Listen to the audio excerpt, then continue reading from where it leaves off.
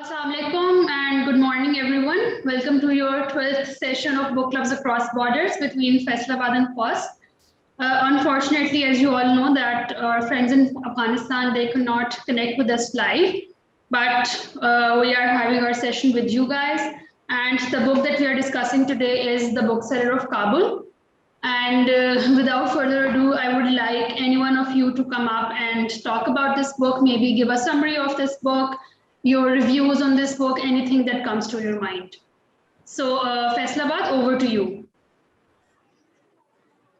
Any one of you who would like to come first?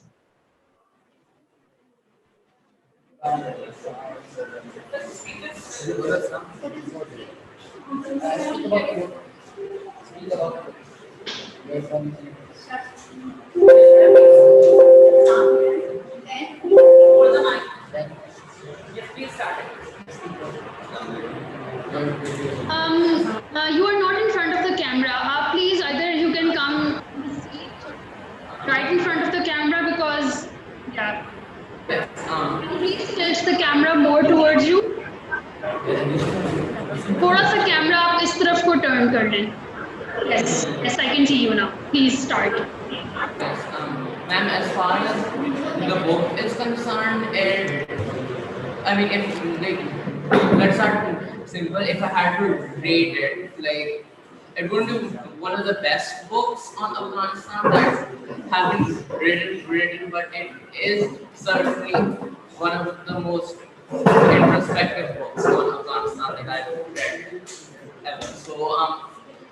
So and yes, and things to be considered being that what perspectives state censorship and the role of women in society and how state control can make or break nations and how civil unrest can lead to the erasure of culture. So it's a good book by far, but I wouldn't say it's the best because the author herself comes from that point of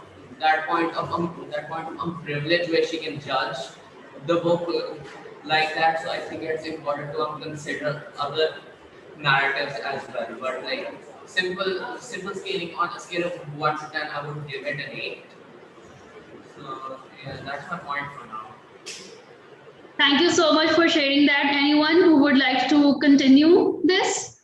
Who would like to share their views and what they think about the book?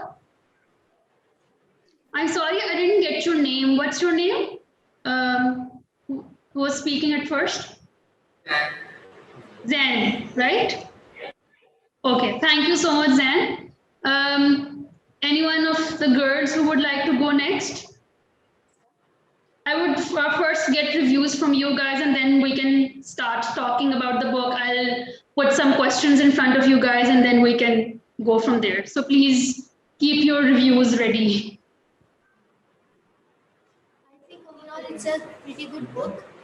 Different perspectives have been discussed in the book, the role of women and the situation in Afghanistan when Taliban came, the rules that were imposed in Afghanistan, and also how the people were looking on those rules. And different things are discussed in the book, so it's overall a good book.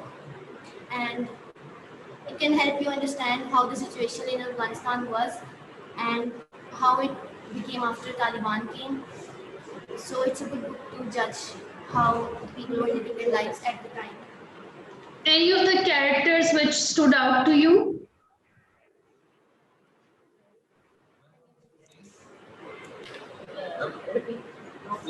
Can you repeat the question? I'm just asking that any of the characters that were mentioned in the book that maybe spoke to you or stood out to you, or maybe you found that they're, maybe holding the story together.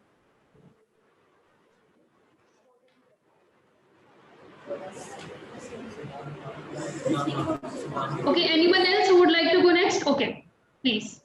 Sultan Khan himself. Sultan Khan himself. Can you please elaborate on that? That why?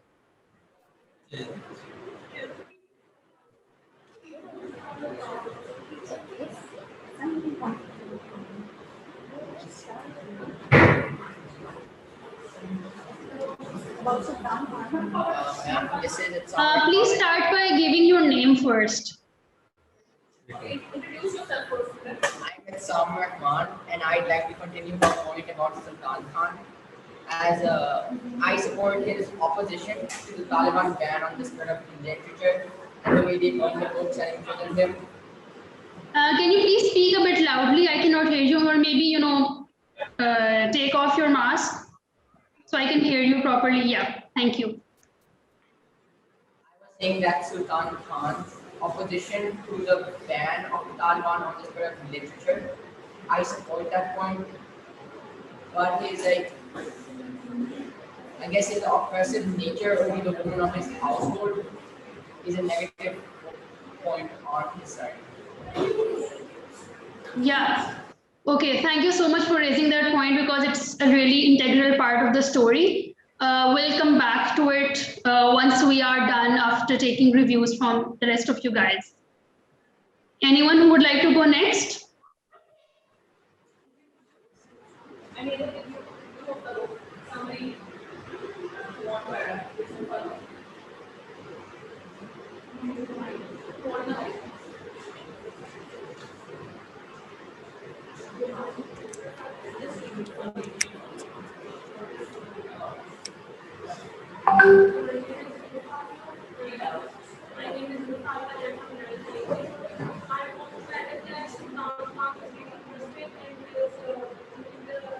Girls, anyone from your side who would like to give a review on this book?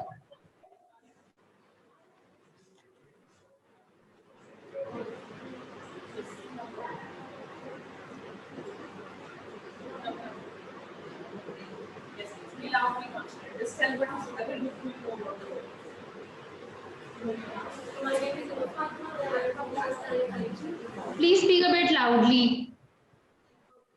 I'm Fatma, I'm from class 9 I want to add up that Sultan Khan was a really patriotic person. He was easily arrested by the Taliban, but he was still very confident about he was related to the real Afghanistan. And he was even going to Pakistan for taking out the instrument of the book, which he could not get it from Afghanistan. Thank you so much for sharing this. So if any one of you who would like to come next and give a summary of the book, give their reviews on the book. Yes. I'm sorry, I cannot hear you. Please speak a bit loudly. My name is Arya Mudassar and I like to view that how Sultan liked to his books. He used to save them secretly and sold them and went against Taliban. He even got many times prison, but still his passion for his books, his love and his interest grew. And Thank you so much for sharing that. Anyone else?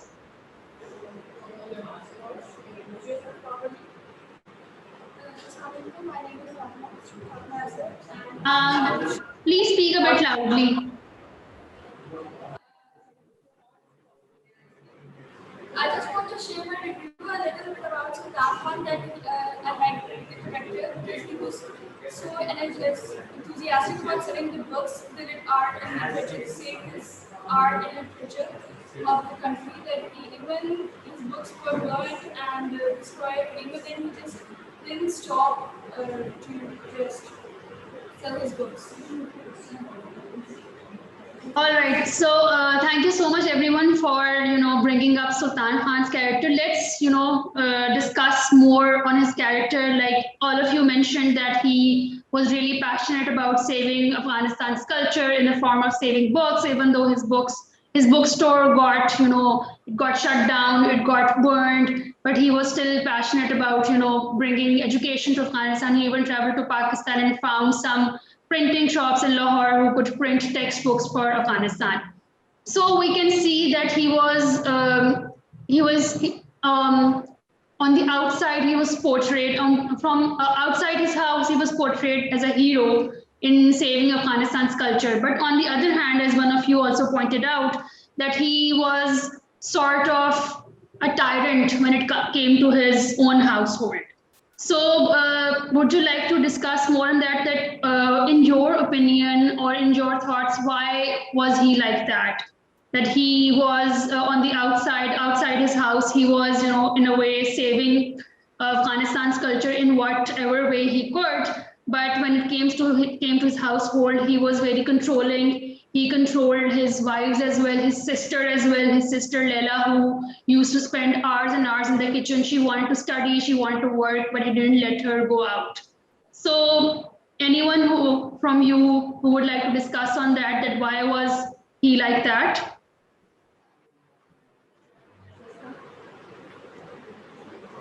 Please move the camera in front of Zan because I cannot see him.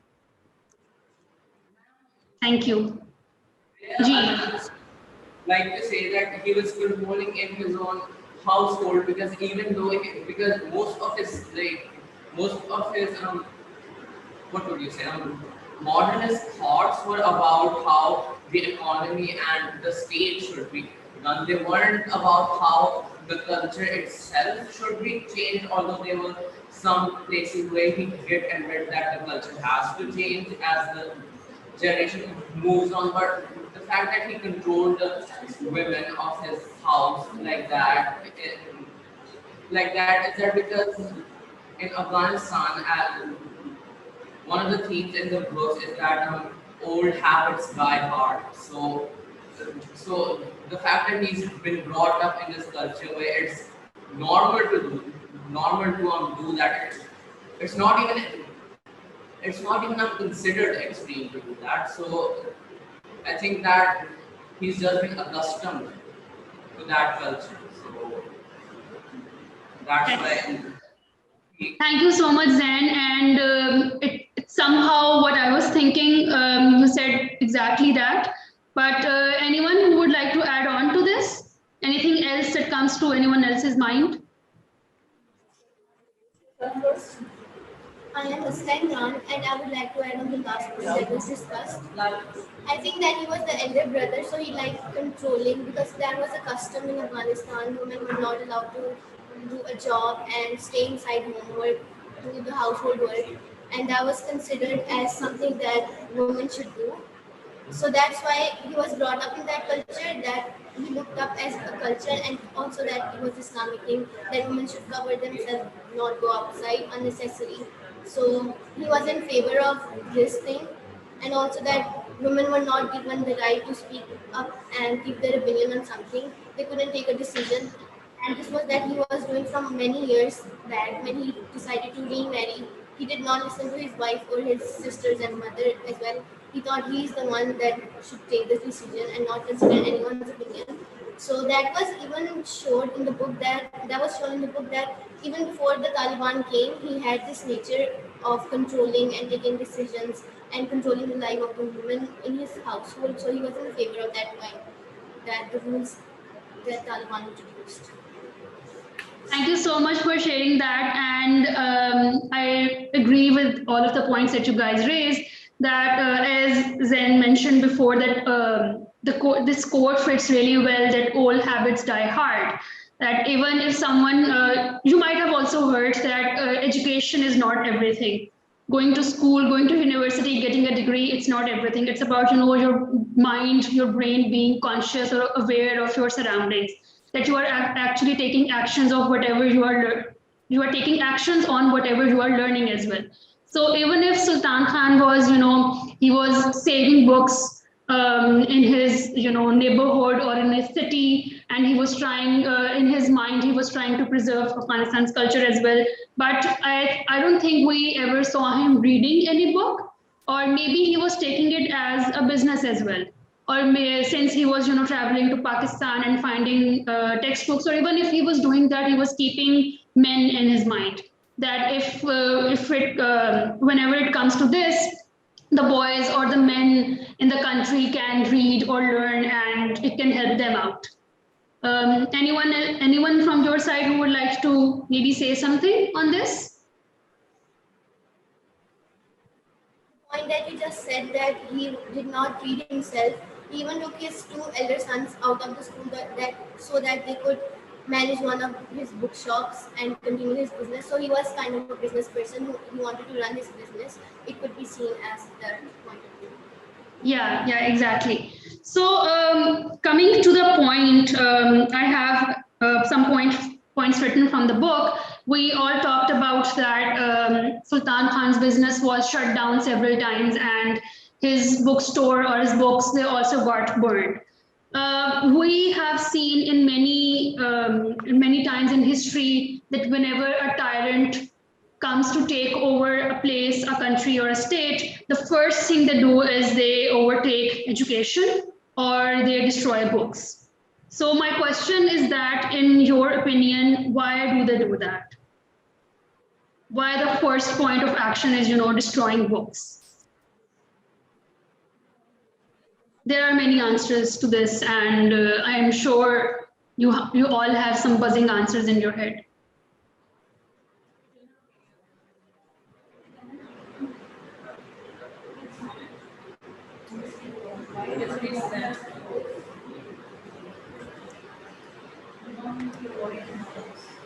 In my opinion, I think it's for state censorship to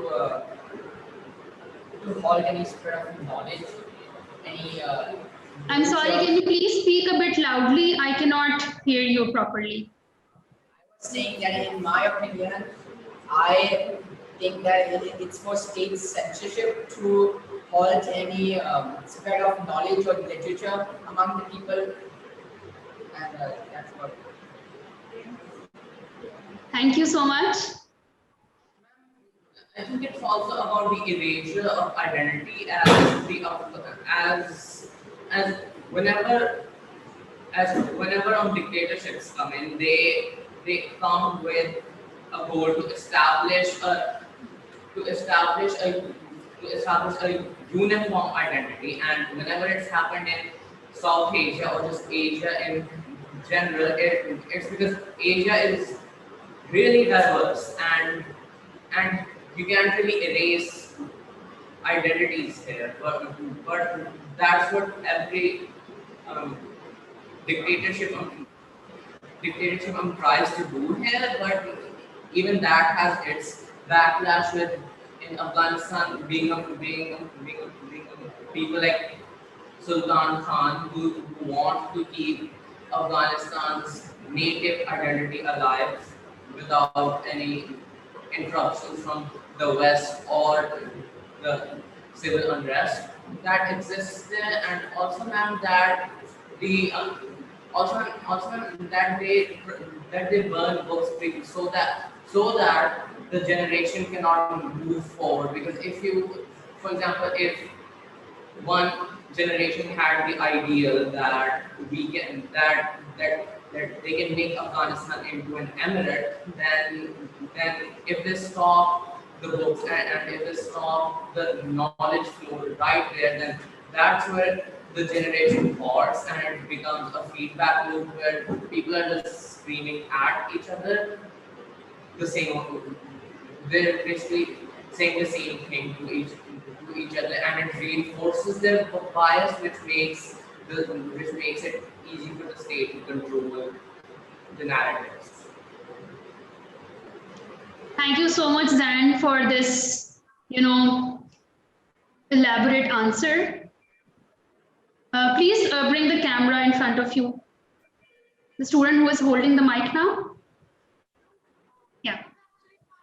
Say that they stop the education plus because they don't want the big ones to fight for them, because if they get the education they would start for themselves developing in business and other ways, and they would start to fight against Taliban. So to protect themselves, just like Sultan did, he without hesitation he made books and do all things.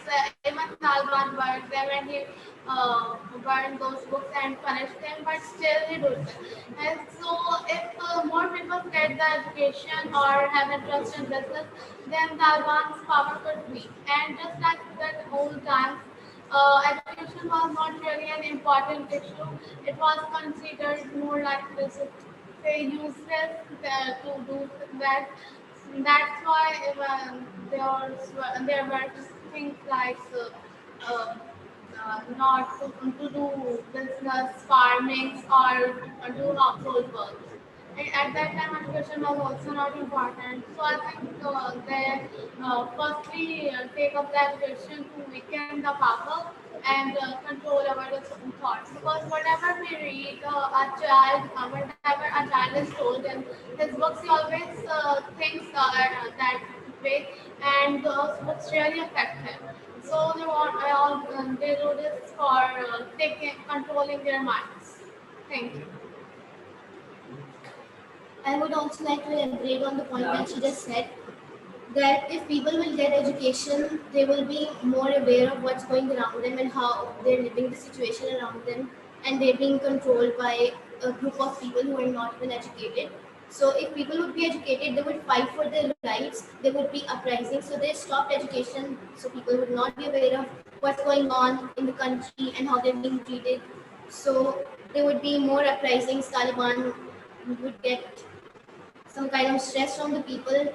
They would fight for their rights, and also that they should be doing such stuff, controlling matters like in the country's democracy, people which are literate should come, because the Taliban were also uneducated. So educated people would fight that they should do the stuff that Taliban are controlling. Everything is being controlled by them. Whether the ones who have the proper knowledge should be the ones who take decisions.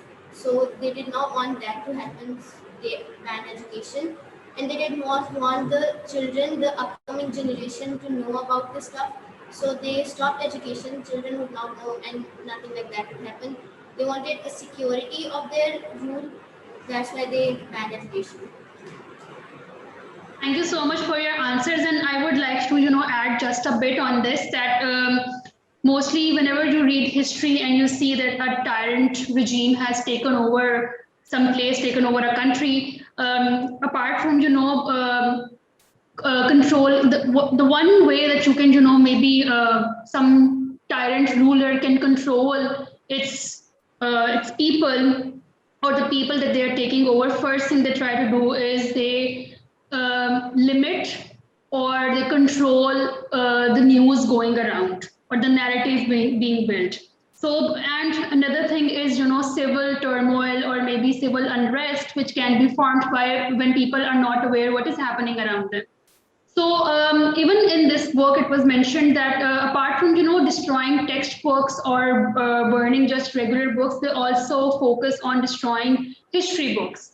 Because when a nation or some community, they don't know about their history, where they're coming from, or what their forefathers did, what their ancestors held up for, what they used to do, and how glorious or maybe how good their past was. When people don't know their roots, they are confused, and they can follow whatever their current ruler is telling them to do.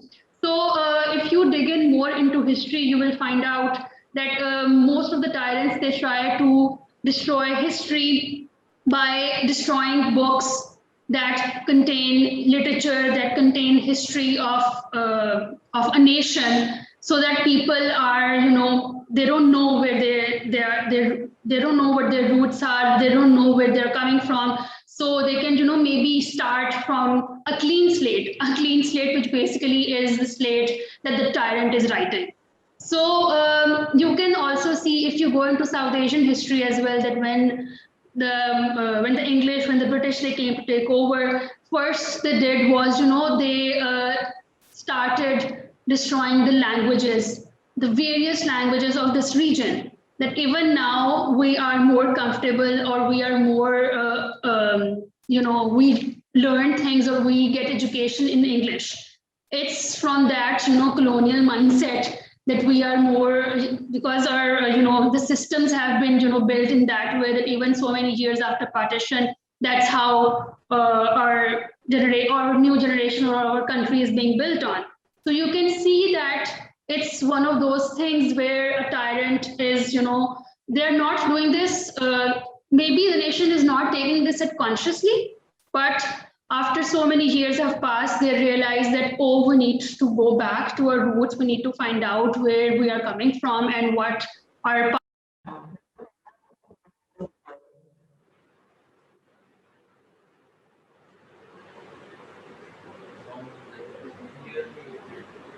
can you guys hear me? Yeah, sorry, I disconnected. There was some internet problem. So we were talking about tyrants destroying books, and I raised this point that they do this in order to destroy history as well, this history of the nation that they are taking over. So anyone from you guys who would like to maybe add on to this? I know this conversation is going a bit dark and serious, but Not like dark and serious, but the fact that we just have to acknowledge this before moving on that I'm going to use air quotes, say that decolonization never happened here. Because even if you look at Pakistan's top universities here, like top universities that would build pre-partition, the premise is still the same, to keep that colonized mindset. And the politicians that graduate out of these are like, okay, ये कौन तो समझती like imperial rule है. That's one of the, which is like, yeah, it's surprising that this is still one of the things that the government chooses to discuss कि ये लोग समझते हैं imperialism है. But yes, and taking Afghanistan's example again, when the Soviets came in the 80s, all the first things they targeted were the Buddhist monasteries of Afghanistan, and there are still like there were 600-meter tall statues in Afghanistan that are like not here now because the Soviets destroyed them. And then you see the Taliban just destroying all of the South Asian roots that the Afghan culture had, and then with the most recent America, with the most recent American, um, what was that? What was that policy called? Strategic depth. Yeah. So with that they aim to destroy the Islamist roots of the region, and like not the Islamists, like they don't plan to they didn't plan to wipe out Islam as is, but they wanted to make it so that the Islam that was followed in Afghanistan was one that was based on Saudi and Pakistani cultures, so that they can later mold Afghanistan into an ally and not like so that their base culture wouldn't exist. And yes, it's a thing, and it has happened a lot in South Asia, the erasure of identities, and yeah, it's tragic, but it happens a lot, and the countries in South Asia that have moved forward, and it's like broader Asia like China and Japan, they've realized that decolonization will never happen completely, and they just have to move on with it. And this book highlights this point like really perfectly, that you cannot heal from the wounds that imperialism inflicts on you. Your culture can never heal from those wounds completely. So that was my point about this. That's all I wanted to add. thank you so much then. Miss Almas, is Faria Khan your student? She's our student, please allow her. Acha, okay. All right. Before we move on to the conversation, anyone who would like to add on to whatever we were talking about before?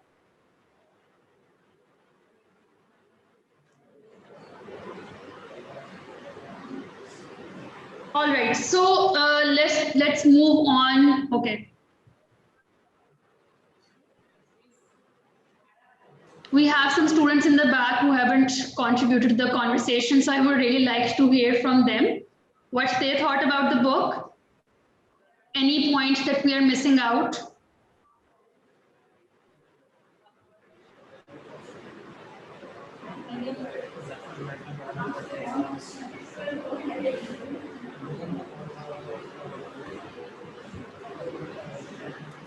All right, Rupan, I think we should move on. Okay, so one thing that I really like to discuss whenever I'm discussing this book is compare it with the other books that we had in this project on Afghanistan, which were written by Afghan authors, like The Kite Runner by Khalid Hosseini, like 99 Nights in Logar, which was one of my favorite books from this project. The thing that I would like to discuss with you guys is the author of this book, Esne Sirsad. She's a foreign author. She's not an Afghan. She came to Afghanistan. She lived with Muhammad Rais's family for like 3 to 4 months. She observed them and then she wrote this book. But if we compare it with the writings of Khalid Hosseini or maybe Jamil Jan Kochai, the author of 99 Nights in Logar, they do talk about Afghan culture more, expressively, and they show how family lives, how families live their lives, how every household, uptakes everything. So let's talk about this. If you have read any of the previous books that were in our project, which were written by Afghan authors and they talked about Afghan culture, and if you compared it with this book, what kind of differences do you see? And do you think the author of this book, The Bookseller of Kabul, do you think she did a justice, or was she, did she accurately presented Afghanistan in her book, keeping in mind the other books that you read about Afghanistan by native Afghan authors?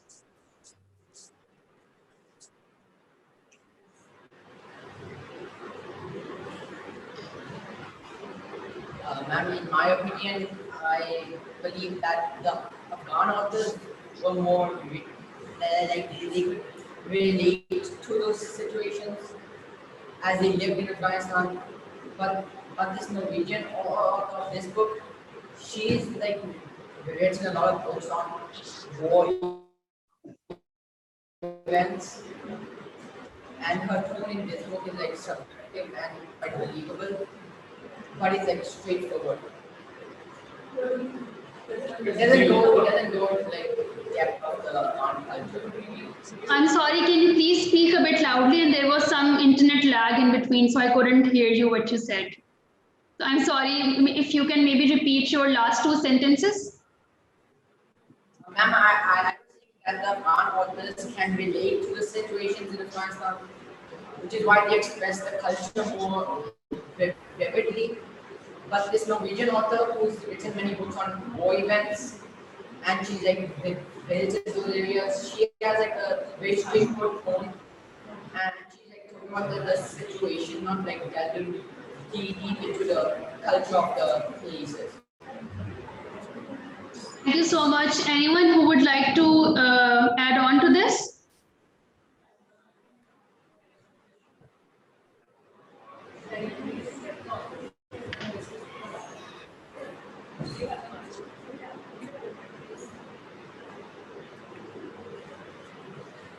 I just want to say that I just want to add up the author or the person who lives in the country can explain better than anyone else.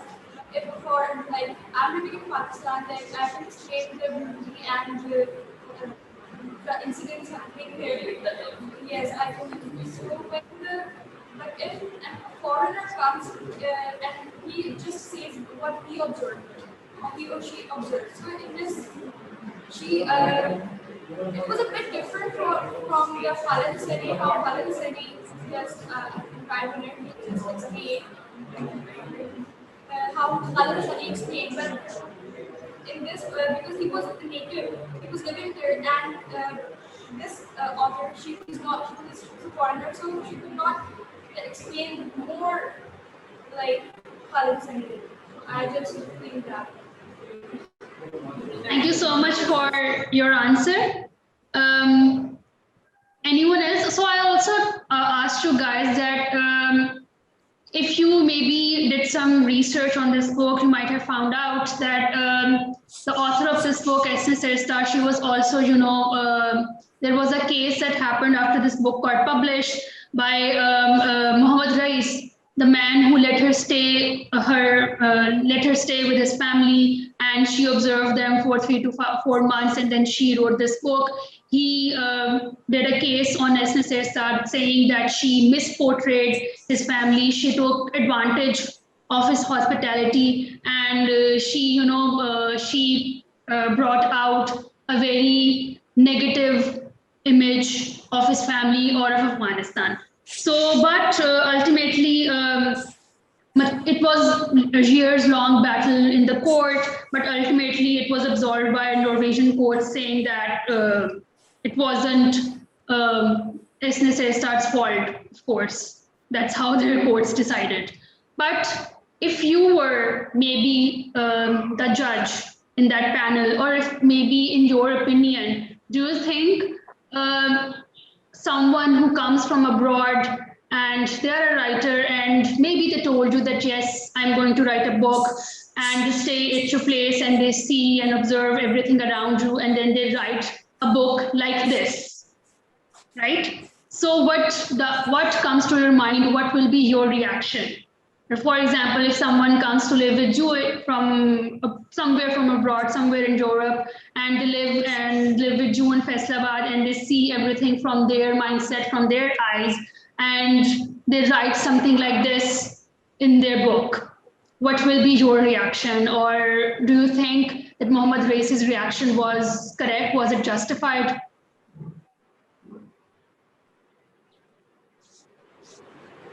If someone comes and observes and we're already living in that lifestyle, so for us it can be like a usual thing, and we can feel that the author is exaggerating the stuff that she has looked and examined over the time, but we can feel that, but for the author it's actually true that whatever they're writing, they might have felt that, and we, because are already living in that situation and already going through all that circumstance, so we might feel that it has been exaggerated, but I don't think that it would be that much exaggerated, like you are seeing that it was a board issue and something like that. So I don't think that it was that big of a thing that should be elaborated, but it can be for us, but for them it is actually true because they are observing it for the first time in their life and they're just writing over it. Okay. So anyone else? Okay. Yes, please go ahead.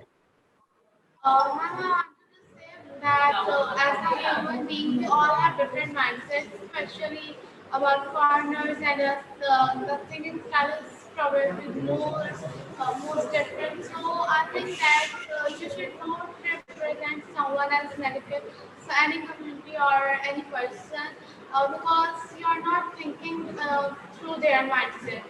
And I think that she should not completely just say like no one should just say that that person is wrong, because for us maybe that point is nothing, because just like she said that we have been all living here, so it maybe not affect us, but as partner it could affect them. And but still I think that she should not represent someone in negative issues. Thank you so much. Anyone else who would like to answer this question? Or maybe they felt something while reading this book that, oh, she hasn't done a good job, maybe. Because when I was reading this book, I was always comparing it with 99 Nights of Logar. And okay, I can see that Esne Serstar, she wrote this book.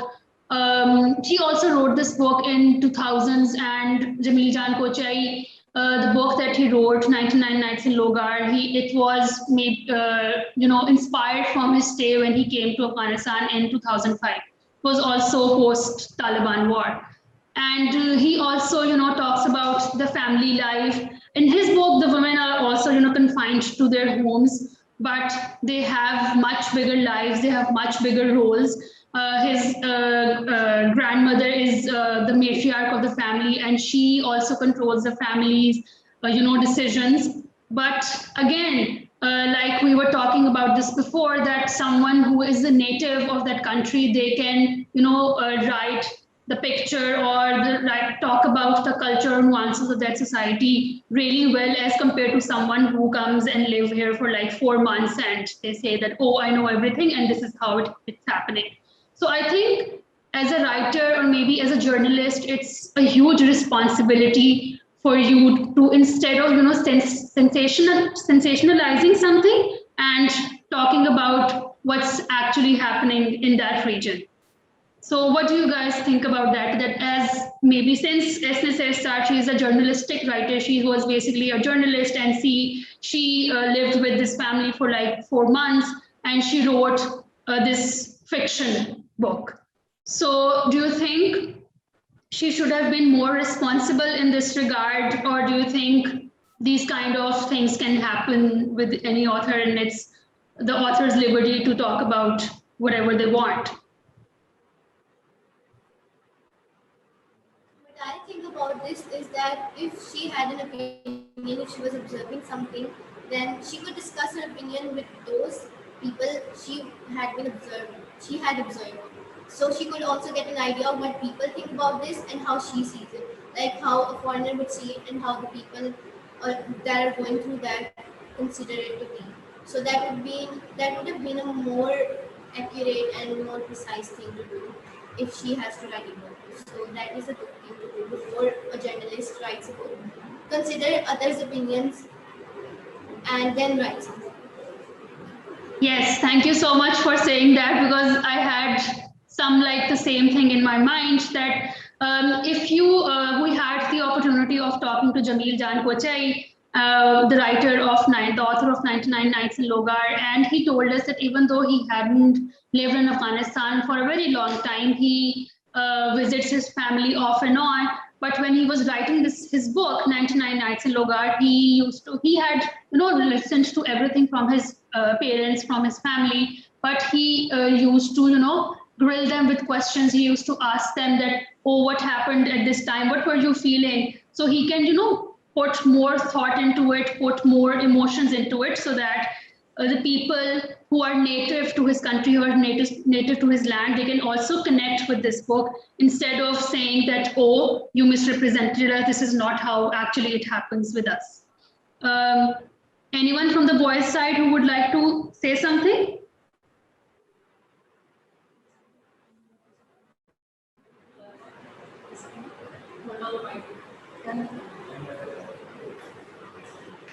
Introduce yourself loudly first.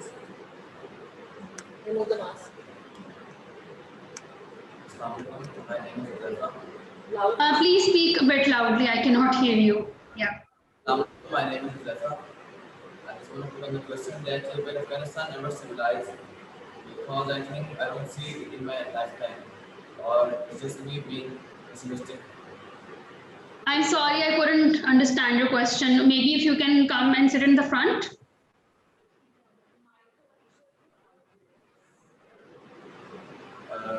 I want to put on the question that will Afghanistan ever civilized? Because I think I have never seen it in my lifetime, or it's just me being pessimistic. I'm sorry, I couldn't understand what you were saying, or maybe anyone else can relay his question. Ma'am, he was actually saying that. Ma'am, he was actually saying that I'm going on a tangent here, but he was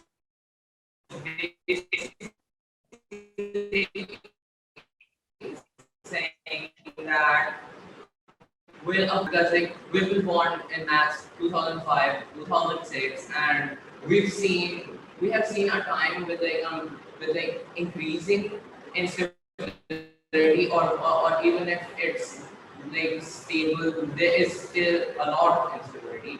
So will Afghanistan ever stabilize? And like what he thinks is that it won't stabilize in his lifetime, but he wants to know what's your own perspective on this, because like as a generation we've only seen instability.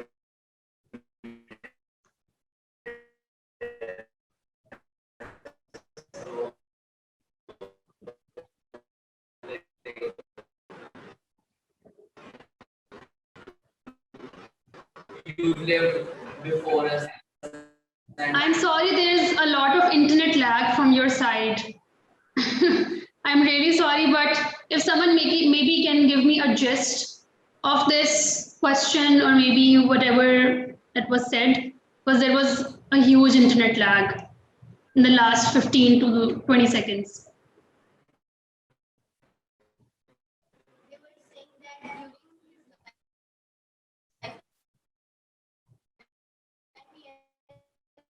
life, only seen that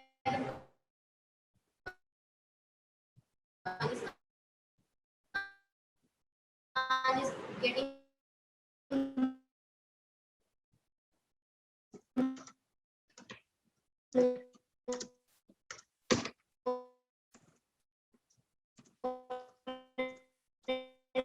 unstable every day. So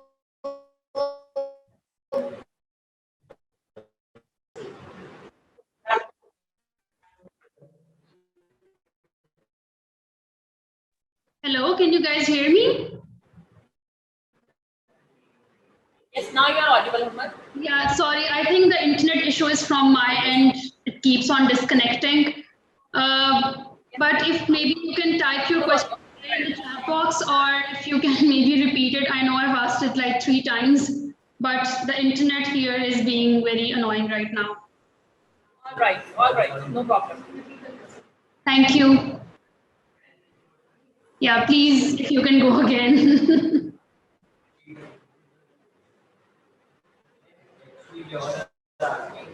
Remove the mask. And speak a bit loudly.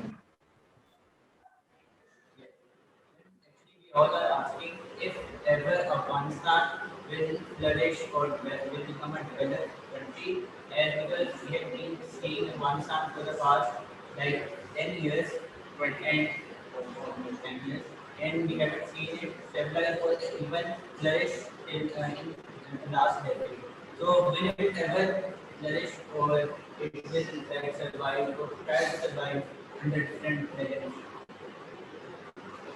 So this is a very big question. It's a very huge question, and I think we can see whenever there is some analytical show going on our news channels, and the recent political change, the government change that we saw happening in Afghanistan, it also put this question in everyone's mind that we saw. Even when we were connecting with our friends in Afghanistan, they were very hopeful about their future, and they were glad that they are going back to schools and they are studying again. But just a few months ago, just a month ago, the whole political scenario changed in Afghanistan, and the education system has changed, and new policies are being applied. And I think in my lifetime, I have also seen this happening in our neighboring country. And since you guys have been born, you have also been seeing this. So I think we can all, I know this is a very vague answer. We can all maybe hope for the best, that maybe things can change for the better. But the kind of news that we are getting from there, and the kind of, things that we are hearing from there, it is maybe turning again a bit dark again, and it's getting difficult for them to operate, to go out and get education, to work there, and we are hearing all sorts of news. So I'm sorry guys, because I don't really have an answer to this. Maybe I wish I had, or even if when I turn on my news channels and I'm watching any analysis going on, people are also going around in circles talking that it should have happened this way. Recently, it was also it was also on in the news that women are being allowed to go to universities, but only if they strictly practice Islam, whatever they have in their mind, the kind of Islam that they have in mind. So it is, a very difficult situation, the kind of situation that we can't even imagine ourselves being in. So I really don't have an answer to this, and I wish I had one. Just because because when we talk from our older generations, they're like, अगर democracy आते तो सही होगा because they have seen an Afghanistan that has been stable, so they still hold up hope. But I think that because it's the tyranny of where you are in time, that we have only seen Afghanistan through the lens of this as this contained chaotic state. So that's why we wanted to ask this. Although it would have been like a really good question if like the people from Afghanistan were here, we could get maybe their view on this. Well, I have been talking to them, and fortunately, I'm glad that all of them are well and safe. I can tell you guys that, and I have been talking to them, and they are hopeful that they are saying that things are, they are quite normal. They had expected a lot more chaos, but they are saying that things are quite a bit normal, and they are hoping that things will get back to normal very soon. They'll be able to go to work, they'll be able to go to their schools and universities, but they are still, of course, a regime change in such a short time. Even for our country has also seen political turmoils over the past many years. But you can imagine living in a country where you don't know if your safety is guaranteed or not, even on a state level. So it is very terrifying to live in such a situation, and it's not like it was something that was happening in the past or we couldn't see it coming. It just happened a few weeks ago. So it's a very bleak reality that we are living in, that we used to connect to our friends in Afghanistan on a regular basis, but right now we're not being able to do that. So I think whenever I talk to them, all they ask me to do is they get happy that we are checking up on them, but they always ask me to keep them in their prayers. And if they ever come to visit Pakistan, they always say that we will come and look up on you and we'll try to meet you as well. So maybe on a human level, we can all maybe connect with them and keep them in our prayers, that their situation somehow resolves any time in the future or soon. So on this note, if anyone who would like to say something, since it's our last session, any one of you who has been with us since the beginning, if they would like to say anything about the project, anything they learned, any of the favorite books that they read, any book that stood out for them.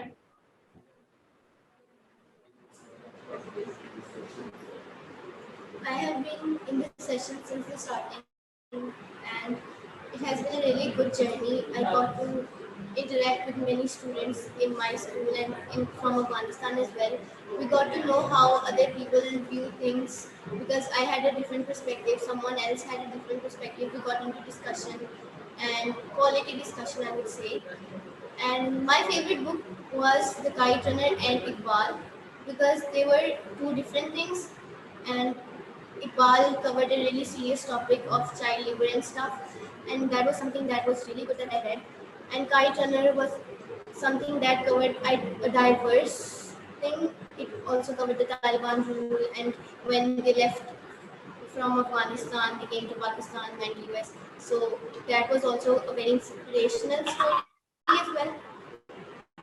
And we got to know about Afghanistan and the culture, how people are living their lives, how they lived before the Taliban rule, how they live after it. So it was a very good journey, and I would say I enjoyed it. Thank you so much for your feedback. Anyone else who would like to say something as an ending note? Anyone of your teachers as well?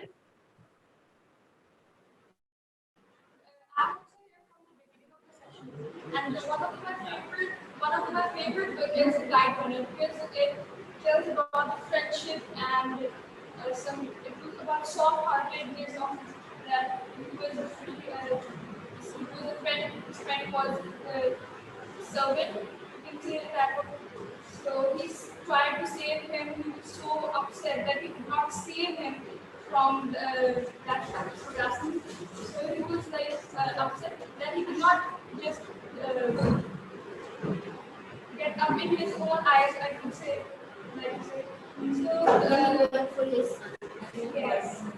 So we just want, I just love the interact in this journey. We just interact with all the people, all the students, with our students. So thank you. Thank you so much. And one of the, aims of this book club was, getting people like you, students like you, to read more books in a book club environment, setting up that culture of sitting together, reading one book and, discussing it. And not just discussing, the story of the book, but also the themes of the book, how you can keep your brain alive while reading a book, and how exciting is, discussing a book together.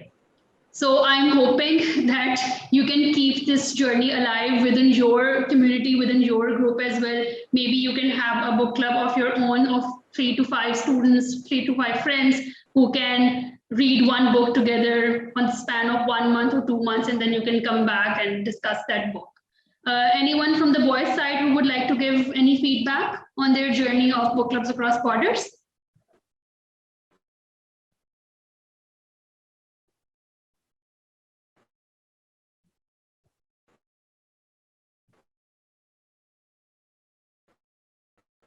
Hello?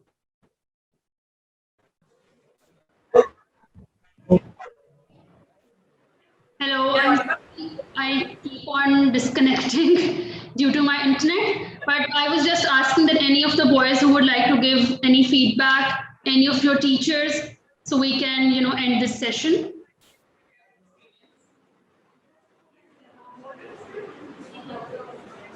Hello, ma'am. Yes.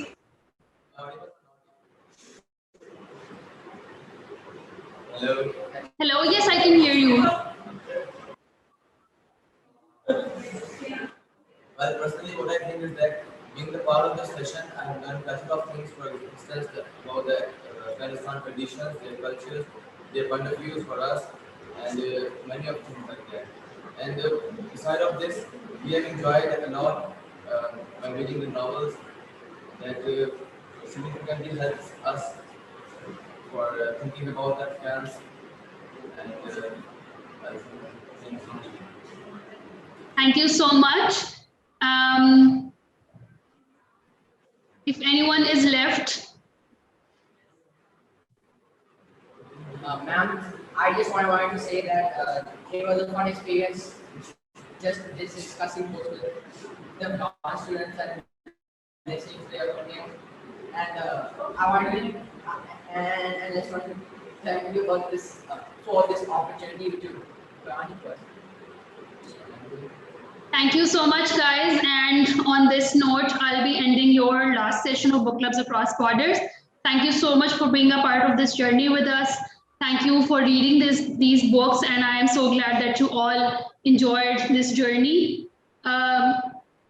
Did Zan have to say anything? Do you want to say anything, Zan?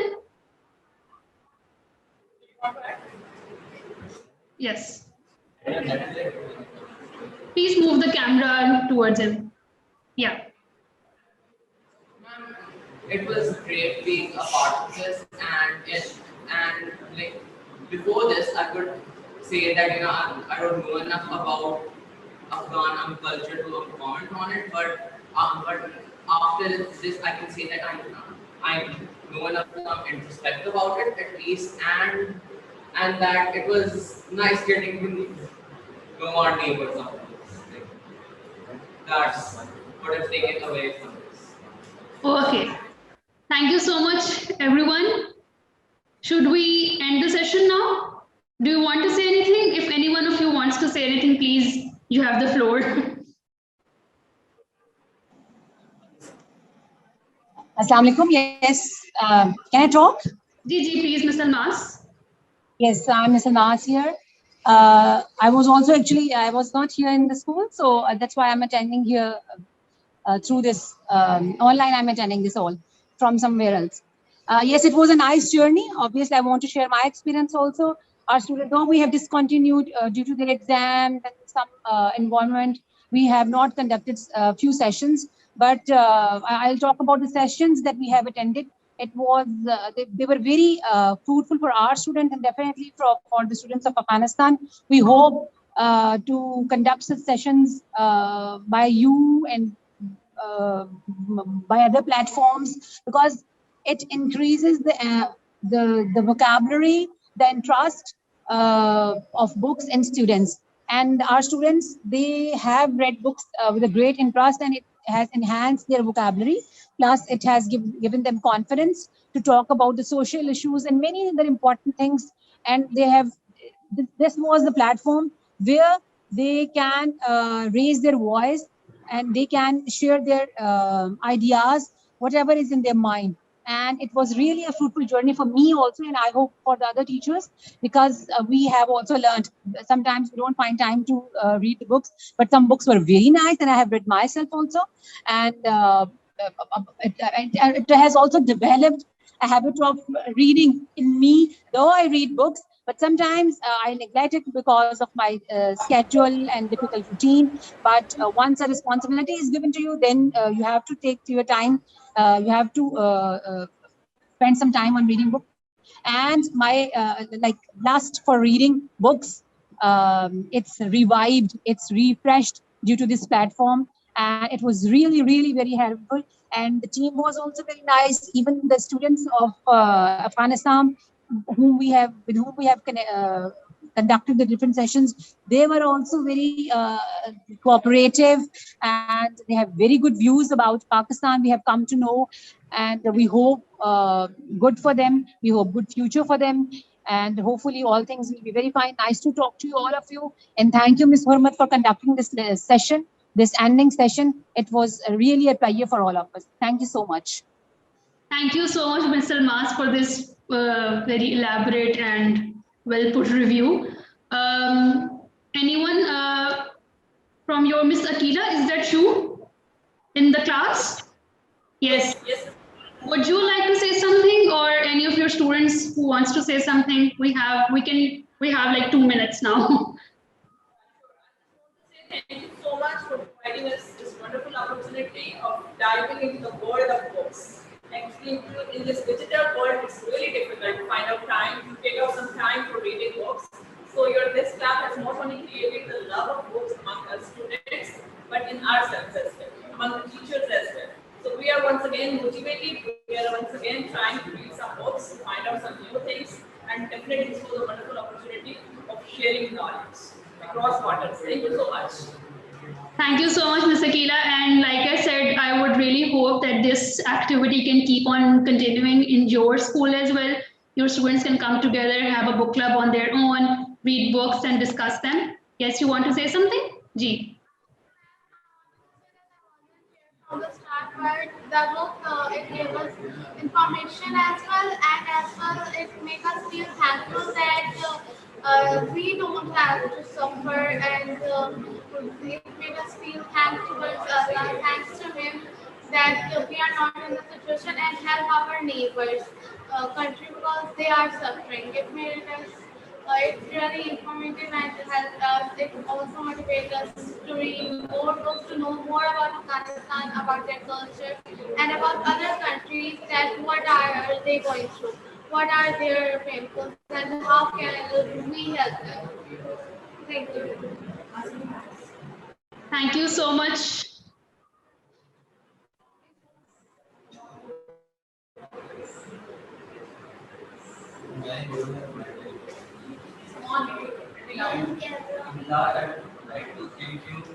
I would like to thank you for giving us this opportunity, and without this discussion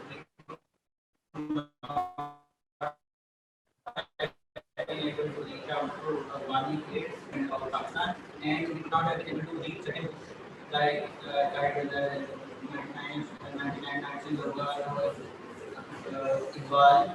So thank you for providing us. Thank you so much, everyone. And I'm sorry, my internet connection is being very bad right now. So I would end this session now. Thank you so much, all of you, for being a part of this journey with us, for reading all of these books. Keep on reading, keep on discussing books, have a great future. And I have all of my prayers for you. You guys are brilliant students. You guys have amazing ideas, amazing thoughts. So keep on reading and keep on discussing books. Thank you so much, everyone. Allah Hafiz.